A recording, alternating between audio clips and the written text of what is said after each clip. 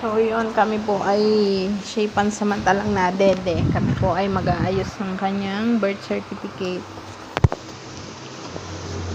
Dadalhin po namin ito sa munisipyo ngayong araw. At ari pala muna.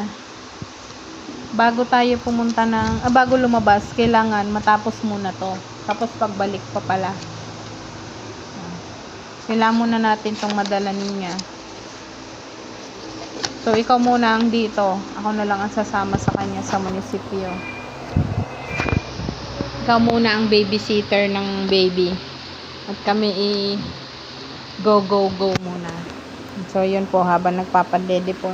Isa lang po yung pinapaday. Kinakain ko pa nga yan kanina. Papadede po ng baby. Kami po ay pupunta munang Rosario. Ayan. Para ayusin ang requirements niya.